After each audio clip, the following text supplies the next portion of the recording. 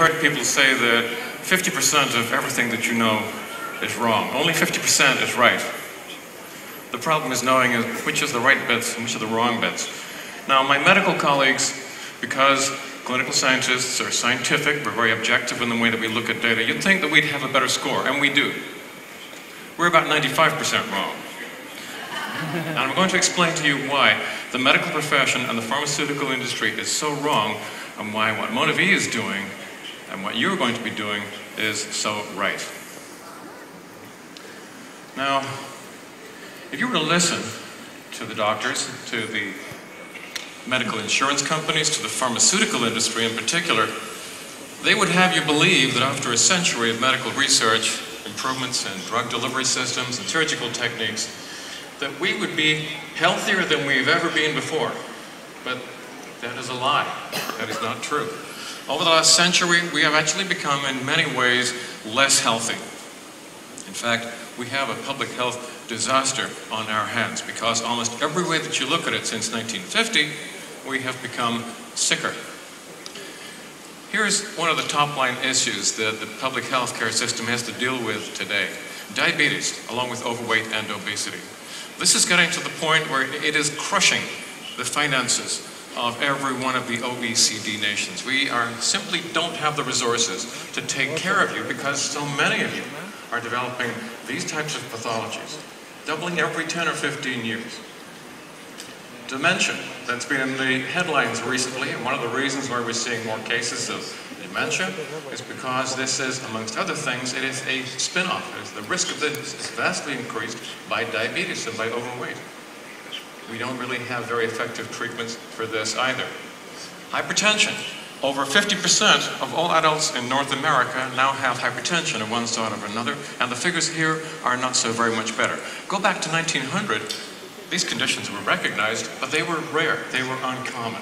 Something is going wrong. Something is wrong with the way in which we live, and all these medical advances have done nothing to prevent this steady deterioration in our public health. Here's another one, ARMD, a common cause of loss of vision, which we used to associate with the elderly, except now we're seeing more cases of this, and we're seeing this problem emerging in younger and younger groups of patients. Another danger sign. There is another, osteoporosis. There is a lot of evidence now that our children simply don't have the quality of bone that we did a generation or 2 generations ago. People are more breakable, they're more fragile physically than they used to be. Here's another condition. This has nothing to do with physical fragility.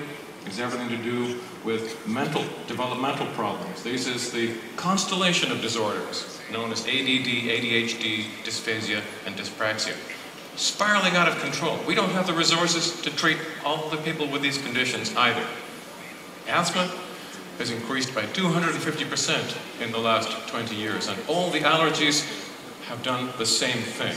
So sinusitis, rhinitis, allergic dermatitis, all out of control. And this is another group of allergic disorders which most of you don't know about, most doctors don't know about. It's a range of allergic disorders affecting the gastrointestinal system, and they are growing, and I quote here, explosively.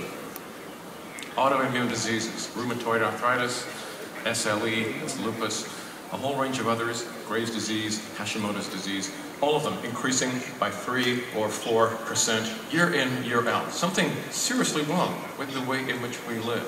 And I'll keep on coming back to that. And the cancers, since 1950, they have doubled.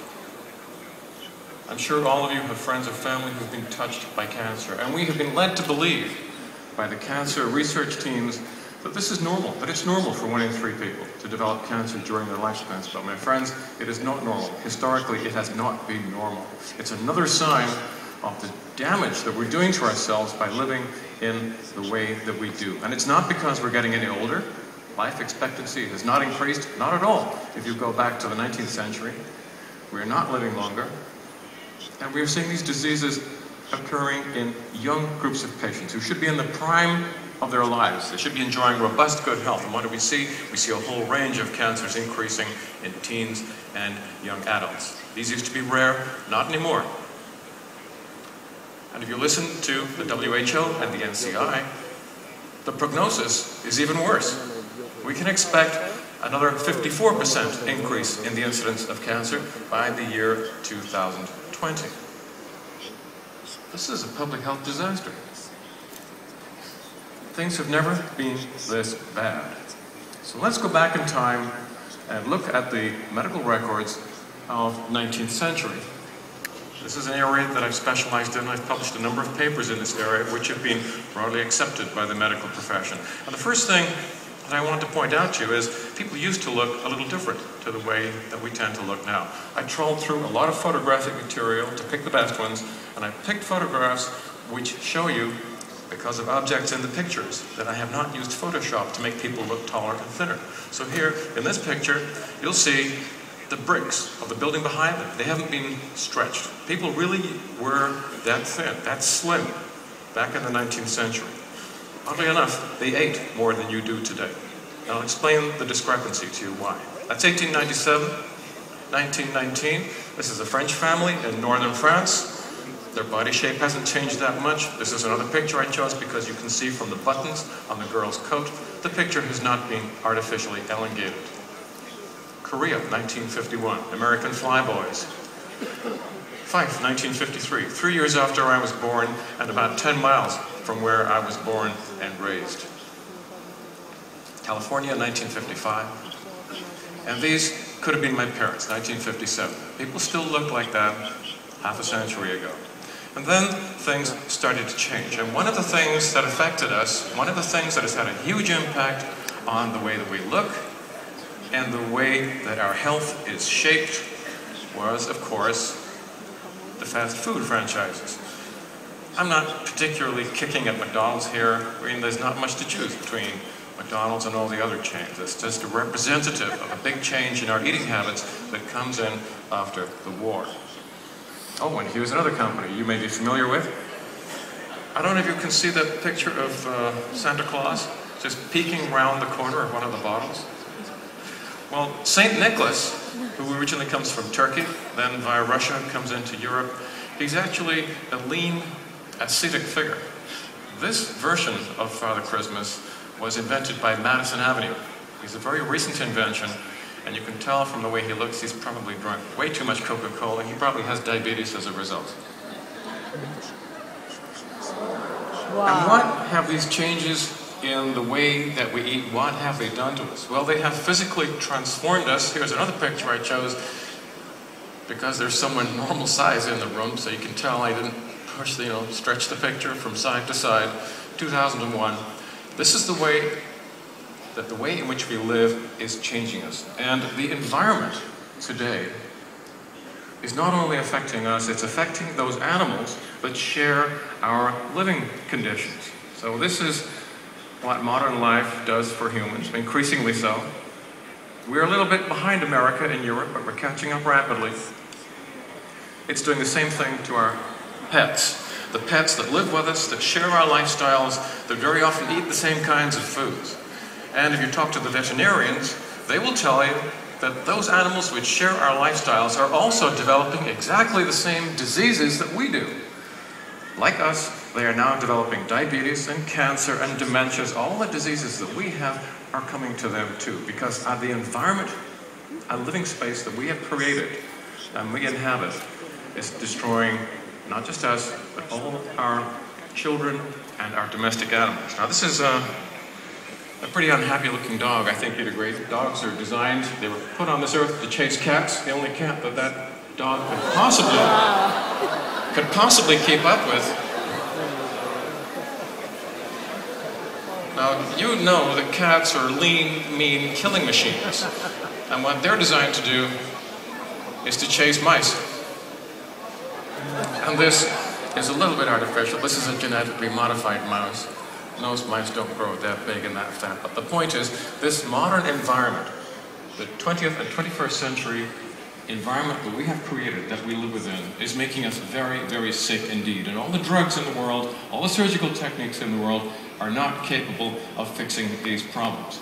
So let's dig a little deeper under the surface and look at one of the other contributory factors to this. Now, I've singled out dietary changes, but the other big thing that's changed is, of course, our patterns of physical activity.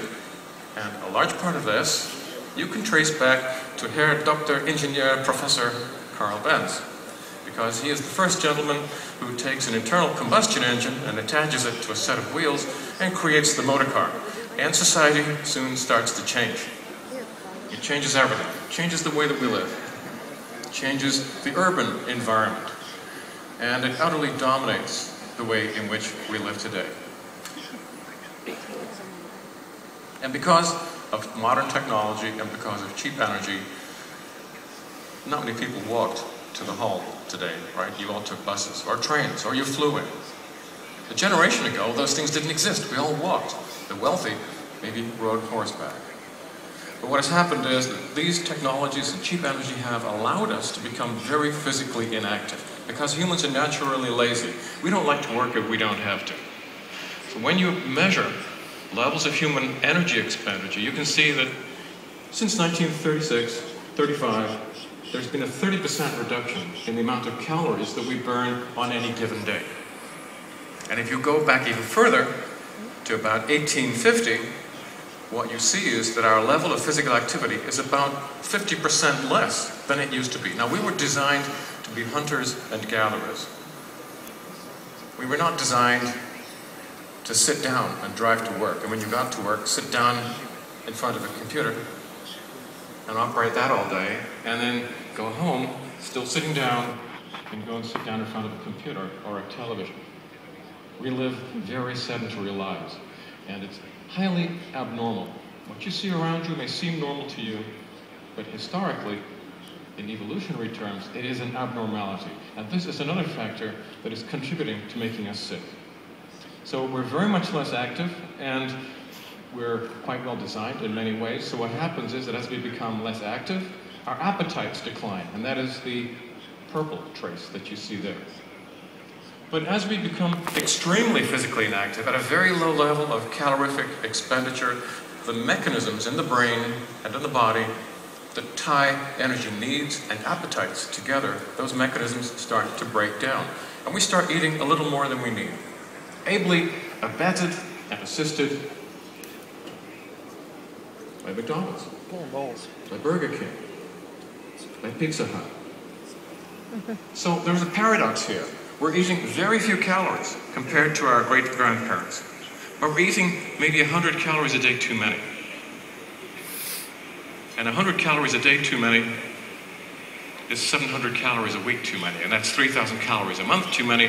That's 36,000 calories a year too much. And this is why so many of us have problems with overweight and obesity. And we're becoming fat even though we're eating very, very little.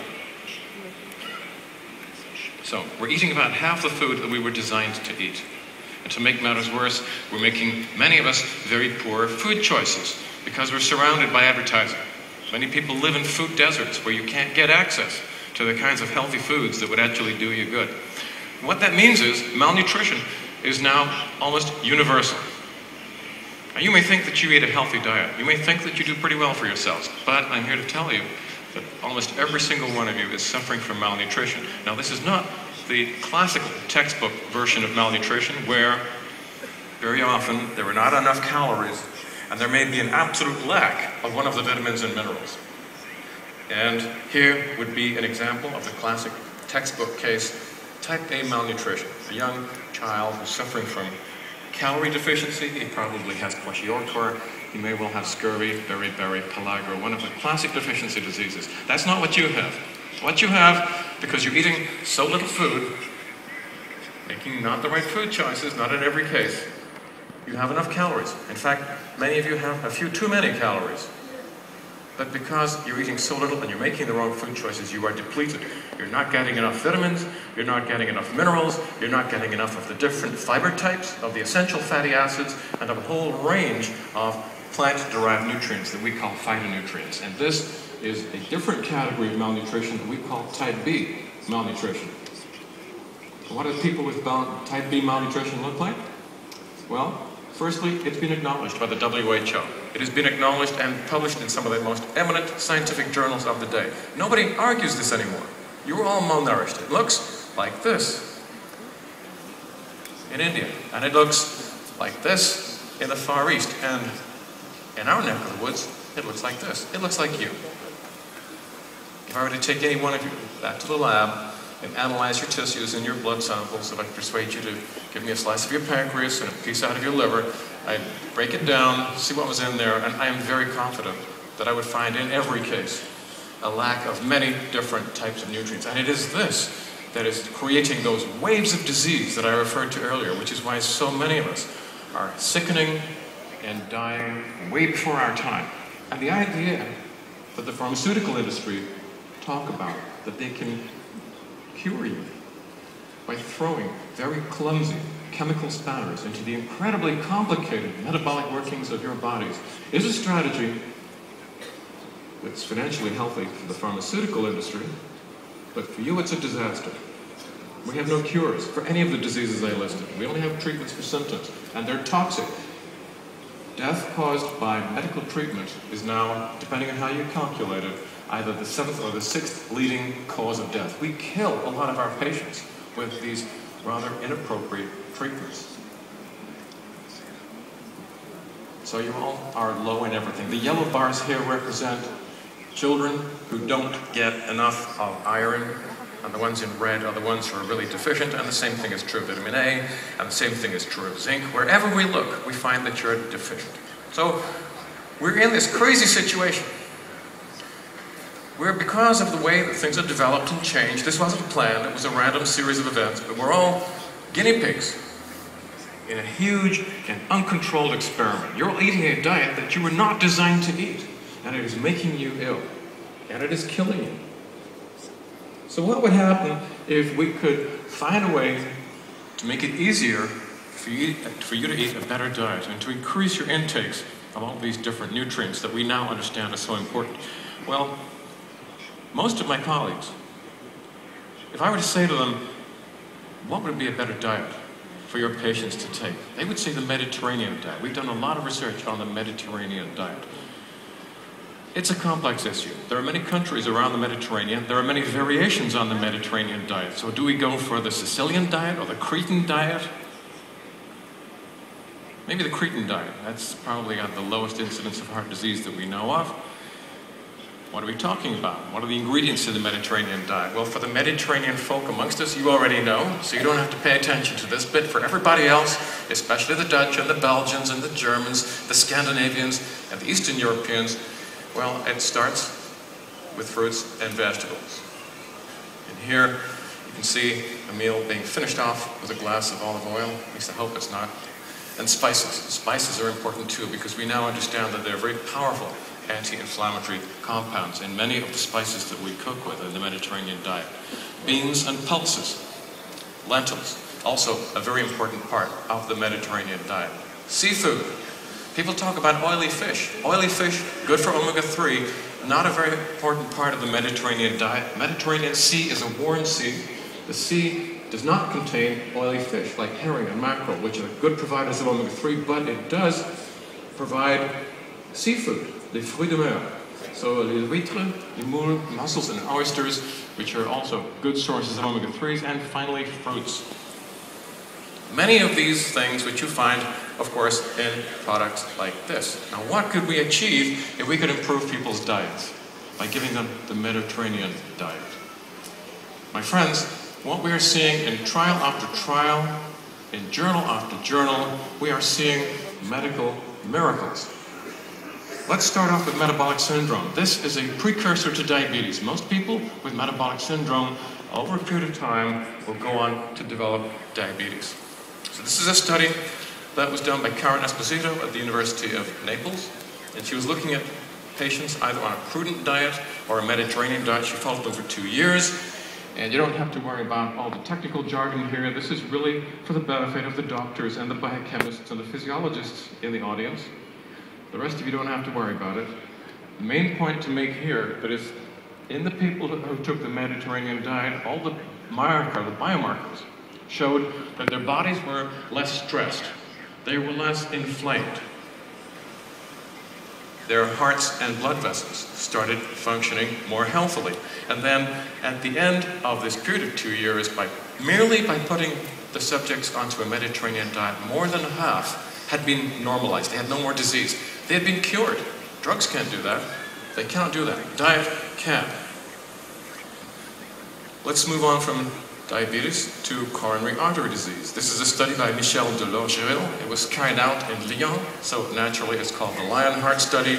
And he gave his patients either a Mediterranean diet or he gave them statins. They already had one heart attack, and he wanted to see how effectively he could protect them from having a second heart attack. And by giving them statins, which is the pharmaceutical industry's triumph, well, when I say triumph, I mean financially, medically they're a disaster, they were able to see a reduction in the rates of a second heart attack by between 18 and 23%. But in the group that were given the Mediterranean diet, the risk was reduced by up to 3/4. So a dietary change is anything up to 3 times more effective than the best that the drug industry can give you. It tastes better and it's less toxic.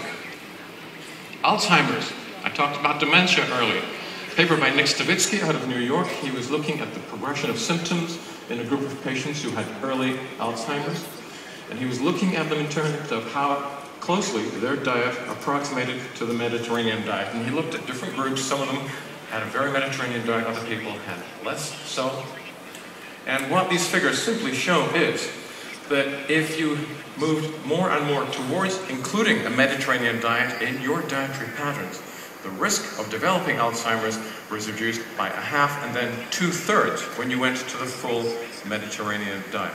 And life expectancy, of course, as a result, increased. Parkinsonism. This is another study. And you can see here, they were looking at people with very early symptoms of Parkinsonism, and they looked to see what patterns of diet they had. And in the healthiest diet group, that was with the diet that was closest to the Mediterranean diet, the chances of developing the full-blown clinical condition were cut by 50%. Drugs can't do that. Only changes in your lifestyle can do that. This is chronic obstructive pulmonary disease. I don't recommend this disease to anyone. It is not a pleasant disease to get, and it is not a pleasant way to die. We have no treatments for it. Nothing, we can offer you oxygen. That's not much of a treatment. This is the US Professionals Follow-Up Study, a very large trial indeed. 43,000 US males were studied, and it was found that those who were eating a Mediterranean diet, the risk was reduced by, yet again, 50%. You see the pattern coming through? With almost all of these diseases, by eating a better diet, the risk of acquiring the full-blown disease is cut in half or better. Prevention of clinical cancer. Small-scale study by Dean Ornish at UCLA, published in 2005. A whole set of papers have come out since then, but this is a paper that I think is very important. It started the ball rolling. He gave his subjects not exactly a Mediterranean diet, but what he called his heart-healthy diet, which is kind of a step towards the Mediterranean diet. And he took 93 men who had early prostate cancer. First thing he found is, in the group that were eating the healthy diet, as opposed to the all-American diet, levels of PSA in their blood fell. PSA is not a very good marker, but still a lot of doctors take that seriously, so this was a good sign. This is a little complicated. Let me explain to you what this means. What he did was he took serum samples from people in the all-American diet and those who were taking the healthy diet, and he took those serum samples and he pipetted them over prostate cancer cells growing in a petri dish. And what he found was that in the people who were eating the healthy diet, their serum was much better at inhibiting the growth of prostate cancer cells in the petri dish. So the food that they were eating was clearly getting into their blood. It was changing the environment in their bodies and making it less conducive to cancer. Now here's the clincher. Now 1 year, out of the group that were eating the all-American diet, 6 out of 46, the cancers had grown to the point that these people now needed surgical treatment. But in the group on the healthy diet, not one case of cancer had developed to the point where surgery was needed. These are medical miracles. And they've all been published in high-profile medical and scientific journals. Don't just take my word for it. Now, if a simple change in your diet was so great, if it could stop this and that and everything else, you'd expect that it would stop you from dying. And this is what we find. This is a study known as the HALE project. It's a multi-center trial carried out in a number of different EU countries. The lead author of this paper was Professor Kim Knoops at the University of Wageningen, who is someone I know and have a high regard for. 13,000 subjects were followed for 10 years. And in particular, we looked at the group of patients, of subjects who were taking a Mediterranean style of diet. And they also had other little bits of advice. They were told to take a little bit of exercise, not to smoke. If you're going to drink alcohol, make it good red wine, not too many glasses, maybe 2 a day. I would probably veer towards 3, but they were a little stingy, they said 2. Death from all causes. From all causes, cancer, heart disease, dementia, everything in this group was reduced by 65%. Wow. How many of you have been to your doctors and have received advice from your doctor saying, oh, I don't want to give you any drugs, I'm not going to recommend you for surgery, I'm going to tell you to change your diet. How many of you, just put your hands up, if any of you has a doctor who is so enlightened that they've actually read this literature, they understand it, and they have the courage of their convictions, and they tell you to eat a Mediterranean diet. Has anyone here had that advice? 1, 2, 3. A few more. But the reason why doctors don't tell you this is there's no money in it. And the reason the doctors don't tell you this is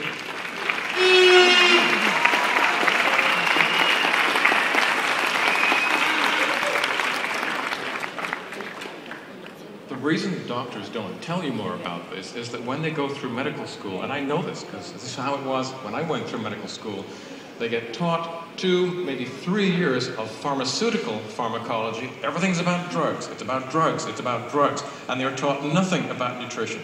In my course, we had 2 hours, in 7 years of study, 2 hours of nutrition. Which is why 95% of everything that doctors know is wrong. Don't go to your doctor. Avoid them if you can. They are sources of ill health.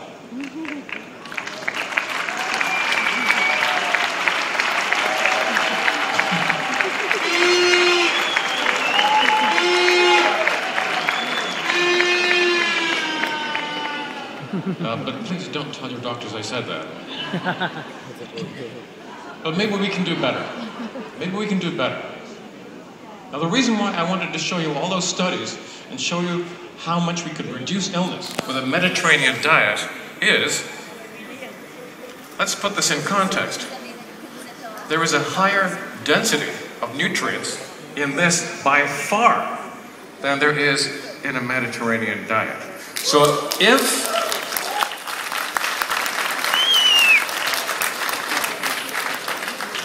a Mediterranean diet can do that for your health, what can this do? Well, I'm going to tell you a little bit about that. Let's go back in time and look at the Victorians. I've published in this area, a good deal about them. They worked hard physically. They have no modern technology. Society is mostly working class. There's a lot of physical labor involved. When you break it all down, in the 19th century in Britain, we were working physically with our bodies up to 75 hours per week. They were extraordinarily strong and robust. And because they are so physically active, they're eating over more than 4,000 calories a day. You can't do that. We're living on about 2,000 calories a day, right? Because we're so sedentary. They're eating 4,000 calories a day and they're burning it off. That's why they're so slim in all of those pictures. What do they eat? They're not eating very much salt, not much alcohol, not much tobacco, not much processed foods. The only processed foods at that time are bread and cheese. Simple things. What are they eating? Omega-3 fatty acids, fibers, whole grains, fruit and vegetables. This is where it gets interesting. They're eating, and we have a detailed breakdown of this, up to 10 or more portions of fruit and vegetables a day. You can't do that because you don't have the appetite for it. If you're burning 4,000 calories a day, it's easy. I know because I've tried it, and it's surprisingly easy to do. It's a super Mediterranean diet. And guess what? This pitches in at the level of the super Mediterranean diet. So, what benefits would we expect to gain from these types of products? Well, firstly, I'm here to tell you the Victorians were much healthier than you are. Yes, they had degenerative disease, but they had a similar life expectancy, and they tended to be healthy right up until the ends of their lives. Now, we can expect to spend the last 10% of our lives getting progressively more and more unhealthy, consuming more and more healthcare resources, becoming a greater and greater drain on the economy. We spend a lot of time dying. The Victorians stay healthy right to the end, and then they fall off in the last weeks or days before they die. I'm afraid there's no third alternative, but out of the two that I can offer you, I think the second one is a heck of a lot better, don't you? Then we looked at their healthcare records, and there were tens of thousands of data points. All this has been published, and we found they recognized cancer, they recognized heart disease, they knew all of the degenerative diseases that are so dominating today. They occurred in that period, but at levels of 10% of what we see today. So here are causes of death in England and Wales today, and the bottom two, I don't know how clearly that comes through. Cancer and heart disease between them account for 40–45% of all deaths today, but in the Victorian era, less than 10%.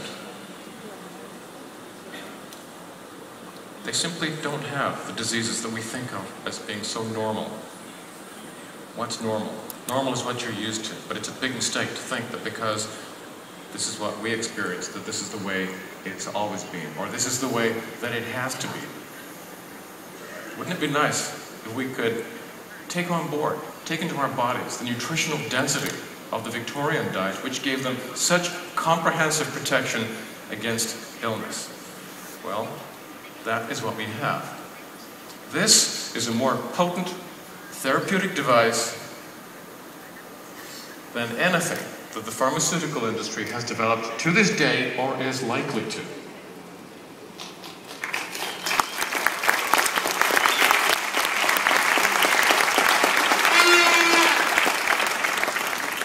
You think this is fruit juice? This is medicine.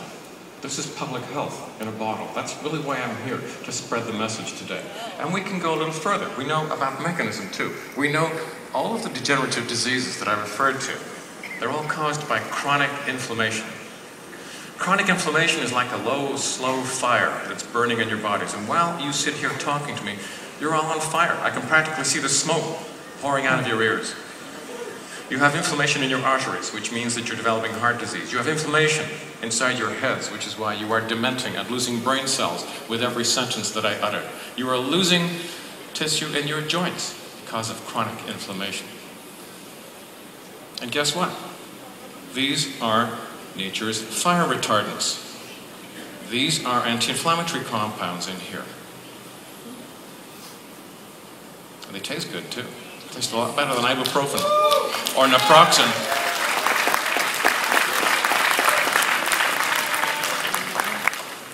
And they won't put you in hospital with a peptic ulcer, and they won't increase your risk of coronary artery disease. They'll protect you against all of those. We have the biochemistry down pat. We know the details. It's all been printed. It's all been published. The scientists know this. The doctors have not yet taken it on board because they're still following a curriculum that is sponsored by the pharmaceutical industry. And the drug companies do not want the doctors to know about this. So you look at these products as fruit juices. My friends, they are not fruit juices. They are nature's fire extinguishers.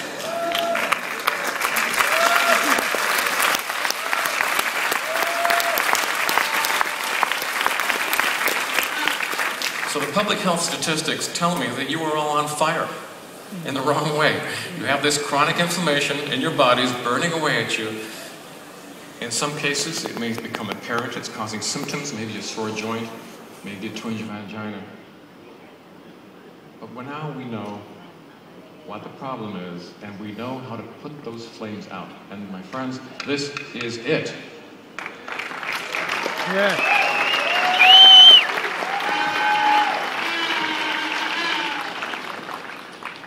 I'll talk a little bit about active, and I'm going to tease you with a few concepts that NOVA is currently developing in Salt Lake City, and which are going to take the medical world by storm, and which you are going to be involved in. Arthritis. Well, the first thing to do with arthritis is to put out the flames, and this is what you use to do that. And then maybe we can do something a little bit more interesting and very specific, and we can actually give the body the building blocks that it needs to rebuild new cartilage. This is one of them. It's a molecule called glucosamine. It's an amino sugar, and when the body takes glucosamine in, it builds it into longer chains called chondroitin. And this is a picture of a schematic picture of cartilage. You see down in the bottom right-hand corner a chondrocyte, which is a cell that produces cartilage. The large blue fibers are collagen, and the little yellow fibers, that matrix of sort of connective, structural, long twisting and turning molecules, they are molecules that are produced from glucosamine. So how does it work? Well, here is a schematic representation of a joint. In a healthy joint, the tissue is constantly being broken down, but it's constantly being replaced. It's a very dynamic situation. It's a dynamic equilibrium. All living tissue does this. It's constantly being broken down and damaged and replaced and renewed. In a healthy joint, those processes are in balance. But because we live an inappropriate lifestyle, we have inflammation, first thing that happens is the rate of tissue breakdown accelerates. And as a result, levels of cartilage in the joint, the cartilage plates get thinner and they become symptomatic. You get pains in your joints, you go to the doctor says, oh, you've got arthritis. We can't do anything about that, it's just aging. So we're going to give you anti-inflammatory drugs, and they don't tell you, oh, and by the way, which might kill you. You certainly have no cures. Whereas, what we can do is to switch off the inflammation with this type of product. And then we can add glucosamine to the mix. And at that point, the process of regeneration and recovery are moving so fast, and the process of breakdown has been so slow, that what we would expect to see is restoration of the cartilage plate. We're turning time backwards. And the drug companies cannot do this. Change your diet, change your lifestyle, and you can mend yourself. And the same principle goes for atheroma in your heart and blood vessels, which we can make shrink and melt. Even if nerve cells have begun to die back, there's good evidence that we can create, with products like this, an environment inside the skull that will allow your brain cells to regenerate. Now, you can't say this because, and one of you can't say this because the law says you can only make medical claims for products which have a pharmaceutical license. And this is a regulatory system which was designed by the pharmaceutical industry to protect their interests. I can tell you this because I'm an independent clinical scientist. I'm a fellow at the Institute of Food, Brain Behavior, Oxford. I have academic affiliations at the University of Pest in Hungary, in Osaka in Japan. And I'm here because this is the most exciting place if you have an interest in public health. You could be anywhere in the world.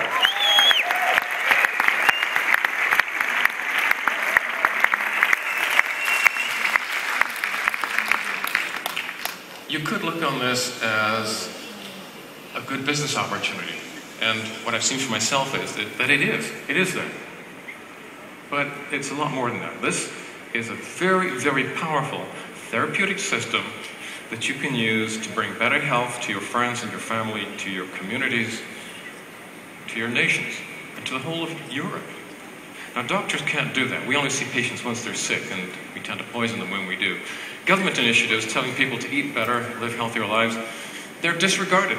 Who believes in politicians anymore? Who trusts them? They lie to us and they cheat us. They don't speak for us. But you actually have an opportunity to go out and take this message, try these products yourselves, spread them out, share the benefits with other people, and you will see the results. This is where, if public health is going to change, it's going to happen here. And I can give you some of the ammunition, but you're the best army I could have hoped for. Now let me tell you very quickly, because my time is running out, there is more to come. Products are being developed which will increase immune resistance to infection, which will reduce allergy, which will offer protection very specifically against cancer. We are working with other universities, Trondheim, University of St. Thomas in London, all of these places where I have contacts and affiliations, and we're going to be developing technologies, diagnostic technologies, which are further ahead than anything that your doctors have. We are moving.